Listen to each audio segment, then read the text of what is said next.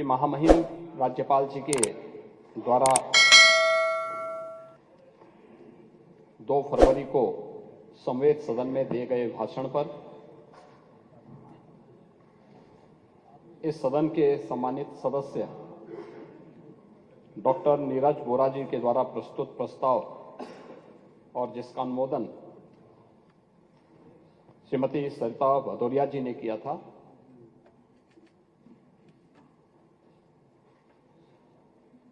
सत्ता पक्ष और विपक्ष के 100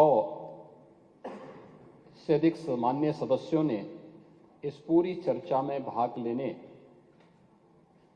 का कार्य किया है। मैं इस पूरी चर्चा में भाग लेने वाले सभी माननीय सदस्यों को हृदय से धन्यवाद देता हूं और महामहिम राज्यपाल जी के द्वारा प्रस्तुत इस अभिभाषण के प्रति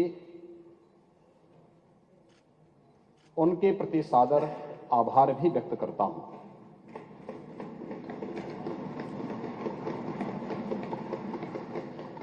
महोदय, नेता प्रतिपक्ष के पूरे भाषण के दौरान मैं सदन पे मौजूद था।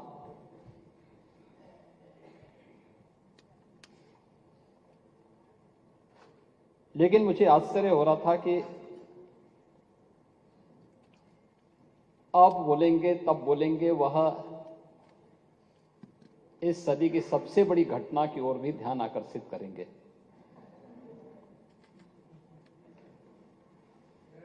लेकिन वे केवल ध्यान ही भटकाते रहे और जैसा कि अब तक होता रहा है, अब तक की परिपाटी उनकी रही है कि तथ्यों और तर्कों से नहीं बल्कि अपनी जबरन बातों को दोषों के मुंह पे थोपने का जो प्रयास इनके द्वारा अतीत में किया जाता रहा है, उसी प्रकार की बातें उन्होंने अपने भाषण के दौरान भी कही।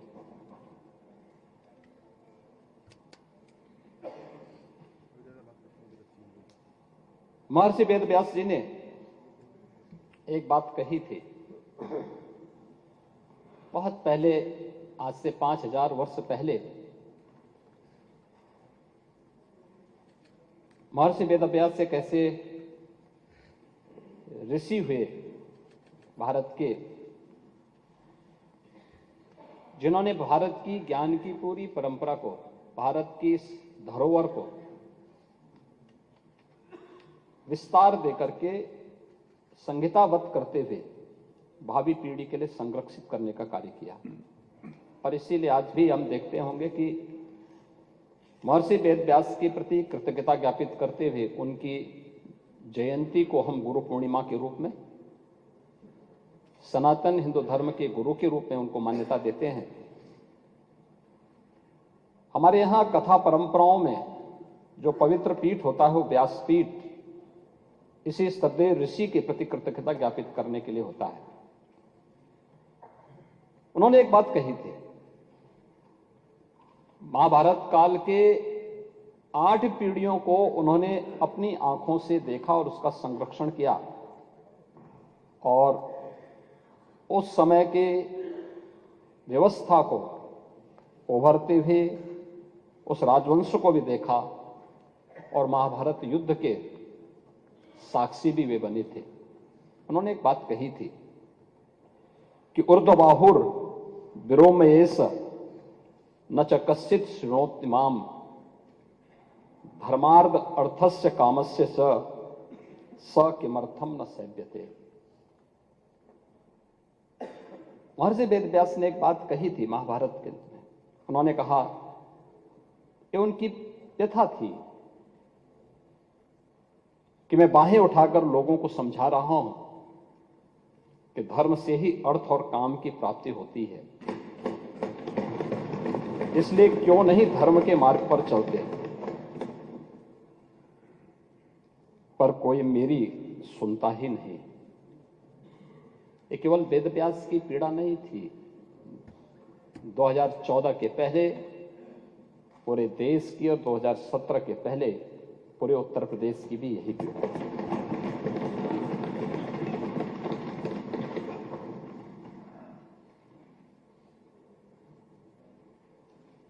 दो 2017 के पहले उत्तर प्रदेश को जिन लोगों ने 4-4 बार प्रदेश में शासन किया, एक लंबे समय तक सत्ता के सिंहासन पर विराजमान रहे, वो उत्तर प्रदेश को कहां लेके गए थे? पहचान का संकट खड़ा कर दिया था उत्तर प्रदेश वासियों के सामने। एक पहचान का संकट आया था। यहां का नौजवान बाहर नहीं जा सकता था, पहचान छुपाने के लिए मजबूर था। उत्तर प्रदेश से बाहर निकलता था तो हे दृश्य देखा जाता था। नौजवान कहीं जाता था, नौकरी नहीं मिलती थी। यहां तो अवसर थे नहीं, लेकिन अगर उत्तर प्रदेश से बाहर जा रहा है तो नौकरी नहीं मिलती थी। किराए पर कमरे की बात तो दूर, होटल और धर्मशालाओं में भी कमरे नहीं मिल पाते थे। ये उत्तर प्रदेश की स्थिति 2017 के पहले बना दी गई थी। महोदय, कौन जिम्मेदार है इस स्थिति के लिए? और आज उत्तर प्रदेश ने 22 जनवरी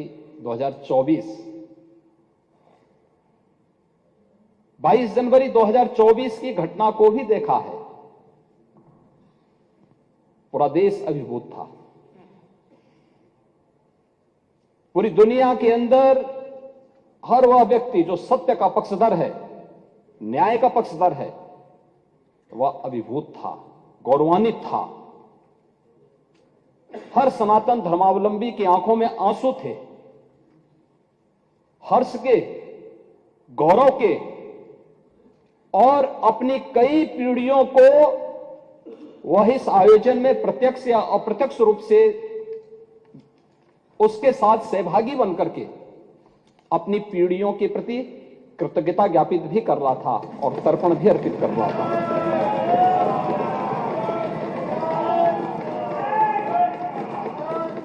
यह मेरा सौभाग्य है कि उस आयोजन में मैं प्रत्यक्ष रूप से था। वहां के वातावरण को मैं समझ सकता था। 25 करोड़ की उत्तर प्रदेश की आबादी और 140 करोड़ का हमारा देश, कमोवेश हर प्रदेश का प्रतिनिधित्व था, नेतृत्व वर्ग था। आदरणीय प्रधानमंत्री जी की उपस्थिति थी, पूज्य संतों की, आचार्यों की और समाज के हर तबके की उपस्थिति वहां पर मौजूद थी। अद्भुत वातावरण था, ऊर्जा से भरपूर था। और यही उत्तर प्रदेश, जैसे उत्तर प्रदेश के नौजवानों को देख करके उत्तर प्रदेश के नागरिकों के बारे में टिप्पणी होती थी, आज उस उत्तर प्रदेश जहां कोई आना नहीं चाहता था, आज देश और दुनिया का हर व्यक्ति उत्तर प्रदेश आने के लिए तैयार बैठा है।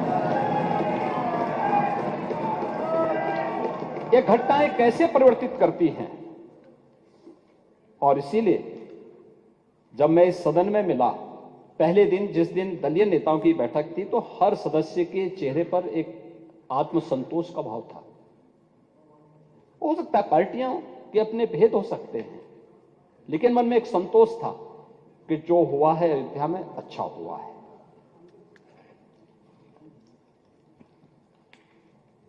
और हर व्यक्ति के मन में एक भाव था कि नहीं, अयोध्या हम सबको चलना चाहिए। यह अद्भुत, अलौकिक, अविस्मरणीय क्षण था। हर व्यक्ति गौरवान्वित था, गौरव की अनुभूति कर रहा था। और गौरव की अनुभूति इसलिए कर रहा था कि लगभग 500 वर्षों के एक लंबे अंतराल तक चले लंबे संघर्ष, लंबी कवायद, लंबा वाद विवाद, सर्वानुमति के साथ उसका समाधान का रास्ता निकला और पूरे देश की जनभावनाओं के अनुरूप आज रामलला के भव्य मंदिर के निर्माण का मार्ग प्रशस्त न केवल हुआ है, बल्कि रामलला वहां प्रत्यक्ष रूप से विराजमान भी हुए और सबकी उपस्थिति। दुनिया के अंदर पहली घटना थी जहां प्रभु को अपने स्वयं के अस्तित्व के लिए स्वयं प्रमाण जुटाने पड़े थे, स्वयं प्रमाण जुटाने पड़े थे। लेकिन राम की मर्यादा हमें धैर्य की प्रेरणा देती है। उस धैर्य के साथ जो 500 वर्षों के एक लंबे अंतराल को सनातन हिंदू धर्मावलंबियों ने व्यतीत किया, ये वे धैर्य उस प्रसन्नता के रूप में, दीपोत्सव के रूप में, आतिशबाजी के रूप में 22 जनवरी को पूरी हिंदुस्तान के अंदर और दुनिया के अंदर जहां कहीं भी हम देख रहे थे, हर ओर से एक ही आवाज आ रही थी। यह अद्भुत क्षण था और हमें प्रसन्नता इस बात की थी, हम अंतःकरण से प्रसन्नता इस बात की थी कि प्रभु तो विराजमान हुए हैं, उनके भव्य और दिव्य प्रतिमा की प्राण प्रतिष्ठा का कार्यक्रम संपन्न हुआ है, भारत के गौरव की प्राण प्रतिष्ठा का कार्यक्रम संपन्न हुआ है। लेकिन प्रसन्नता इस बात की भी थी कि हमने वचन निभाया और मंदिर वहीं बनाया।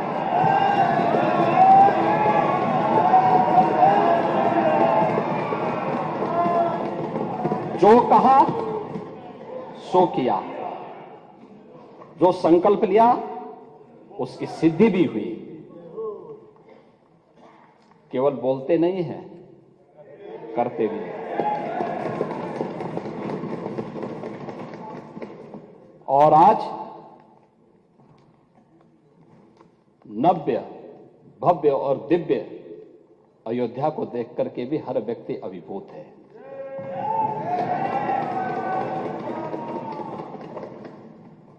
महोदय, कार्य बहुत पहले हो जाना चाहिए था। हम मानते हैं मंदिर का विवाद न्यायालय में था,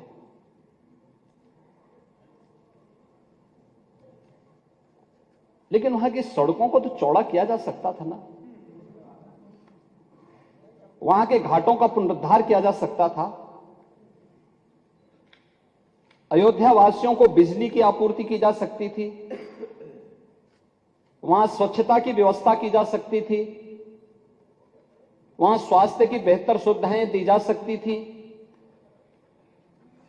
वहां एयरपोर्ट बनाया जा सकता था। विकास के इन कार्यों को किस मंशा के साथ रोका गया था? कौन सी मंशा थी कि अयोध्या का विकास ही अवरुद्ध कर दो, काशी का विकास ही अवरुद्ध कर दो, मथुरा वृंदावन के विकास को ही अवरुद्ध कर दो? महोदय, ये तो मुद्दा नियत का है।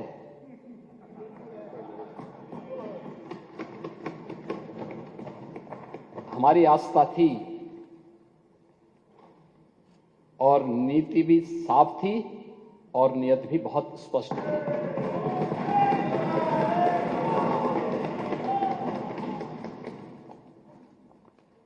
हमने बिना रुके, बिना डिगे, बिना झुके हम लोग अयोध्या भी गए, प्रदेश के हर जनपद में गए। अगर मैं अयोध्या और काशी गया हूं तो नोएडा और बिजनौर भी गया हूं। अयोध्या को इसलिए अभिषिक्त कर दिया गया था कि वोट बैंक कट जाएगा, और नोएडा और बिजनौर इसलिए लोग नहीं जाते थे कि वहां से जाने पे कुर्सी से उतर जाएंगे। हमने कहा इन चारों जगह तो जरूर जाएंगे। इसलिए भी जाएंगे कि भाई अयोध्या इसलिए जाएंगे, हमारी आस्था का स्थल है, और ये मेरा सौभाग्य है और मेरी सरकार का सौभाग्य है कि अयोध्या का भव्य दीपोत्सव जो आज राष्ट्रीय आयोजन बन चुका है, राष्ट्रीय उत्सव बन चुका है, उसको हमारी सरकार को शुरू करने का सौभाग्य प्राप्त हुआ। हम लोगों ने शुरू किया। आज वो एक नित नए प्रतिमान स्थापित कर रहा है। अयोध्या, उसकी एक पहचान दिलाई गई। अयोध्या भी हम लोग गए, कोई संकोच नहीं किया। लोग बोलते थे कि मामला, हमने कहा विवाद एक स्थल विशेष का होगा, न्यायालय में सुनवाई हो रही है, लेकिन अयोध्या का विकास और वहां की जनता को, वहां आने वाले श्रद्धालुओं को आप वंचित कैसे कर सकते हैं सुविधाओं से? हम लोग गए। नोएडा और बिजनौर के भी बारे में मुझे बताया गया कि मुख्यमंत्री नहीं जाते। मैंने कहा क्यों? कहा कि मुख्यमंत्री उतर जाते हैं। तो मैंने कहा जो कल होना है वो आज हो जाए, अच्छा है, लेकिन मैं जाऊंगा जरूर। मैं दोनों जगह भी गया। जब व्यक्ति स्वयं शाश्वत नहीं है तो फिर कुर्सी किसकी शाश्वत रहेगी? वो जरूर जाए, लेकिन जाऊंगा जरूर, क्योंकि नोएडा भी उत्तर प्रदेश का पार्ट है और बिजनौर भी उत्तर प्रदेश का पार्ट है। मैं जरूर जाऊंगा। लेकिन हम लोगों ने कोई भेद नहीं किया।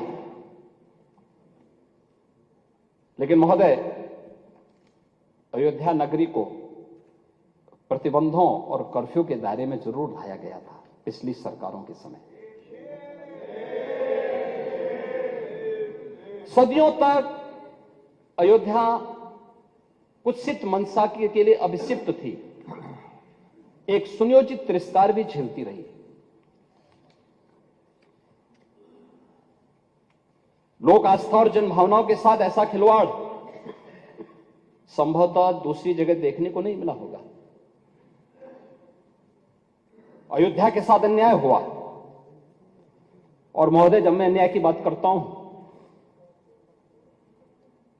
तो हमें 5000 वर्ष पुरानी बात भी याद आने लगती है। उस समय पांडवों के साथ भी अन्याय हुआ था और उस समय कृष्ण गए थे कौरवों के पास। उन्होंने भी कहा था बस दे दो केवल 5 ग्राम, रखो अपनी धरती तमाम, हम वही खुशी से खाएंगे, परिजन पर असी न उठाएंगे। लेकिन दुर्योधन वह भी दे न सका, आशीष समाज की ले न सका। यहां तक कि उसने भी भगवान श्री कृष्ण को बंधक बनाने का कुत्सित प्रयास किया। उल्टे हरि को बांधने चला, जो था साध्य साधने चला। यही तो हुआ था। यही तो हुआ था अयोध्या के साथ, और यही हुआ काशी के साथ, और यही हुआ था मथुरा के साथ भी। हमने यही तो कहा। उस समय 5 गांव मांगे थे। भाई, भगवान कृष्ण ने तो पहले कहा, जब वो समझौता कराने के लिए गए थे, महाभारत का युद्ध टालने के लिए गए थे, कि भी देना हो तो आधा दो, लेकिन इसमें भी यदि बाधा है तो दे दो केवल 5 ग्राम। लेकिन वो 5 गांव, लेकिन यहां तो इस समाज सैकड़ों वर्षों से यहां की आस्था केवल 3 के लिए बात कर रही है। 3 के लिए।